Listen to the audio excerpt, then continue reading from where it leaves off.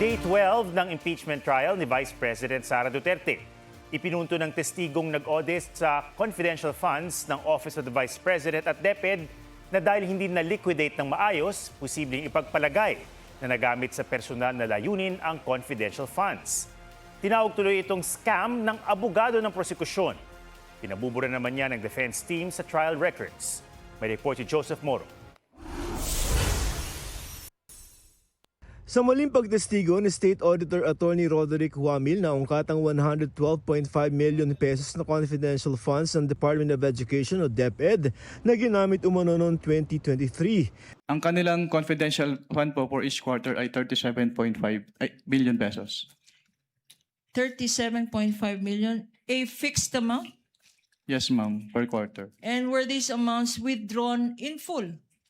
Yes, ma'am. And Based on the documents po na binigay nila sa amin. Nang ipresenta ng prosekusyon ng physical at financial plan ng DepEd para sa tatlong quarter ng 2023 na isinumite sa COA, kinumpirma ni Huamil na ang BICE ang nakapirma o ang nag-aproba nito. Isinaad ng mga ito na inilaan ng confidential funds para sa counterinsurgency o panlaban sa rebelyon at mga terrorist groups sa campus.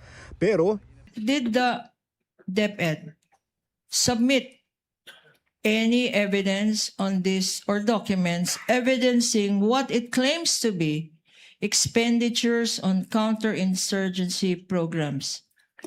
Based on their submissions po, wala po silang sinumit na document. Ano naman ang dokumentong sinabmit ng DepEd para patunayan? Natunay nga na may terrorist ng mga eskwelahan. Meron ba? Submit the documents? Wala po silang sinumit.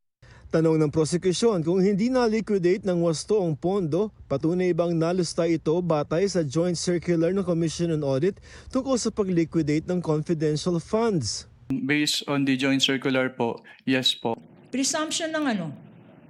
Under 8.3 po, presumption na yung fund po ay na-convert into personal use or benefit.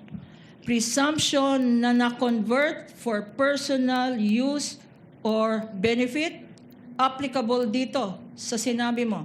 Conclusion of law, Your Honor. Calls for conclusion. Your Honor, that is... Your Honor, all these matters are pending still. Sustained. Your Honor, please, ang tawag ko lang doon, hindi prima facie evidence. Kung akong tatanungin, scam ito. Move to strike, No Your further Honor. Move to questions. strike. That is out of order, Your Honor. No further questions, Your Honor. So stricken. Move to strike. So stricken from the record. Usisa ng depensa, may nakalagay ba sa Audit Observation Memo o AOM ng COA na may nawaldas na pera? This is a presumption po, so hindi kailangan isabihin. May expressly po ba na nakasulat na may ni isang kusing na napunta sa bulsa ng Vice Presidente? Ask and answer, Your Honor. This... wait, don't answer. Uy. That question, Your Honor, has been asked and answered. We ask for Sustained. ruling, Your Honor. Yung pag-issue niyo po ba ng AOM, pasok na sa failure to liquidate upon due demand o hindi pa po? Hindi pa po sa AOM, Your Honor. Punto pa ng depensa, sensitibo ang mga confidential operation at ang pagsusumite ng dokumento at resibo ay maaaring magdulot ng leak o pagbunyag ng lihim ng impormasyon.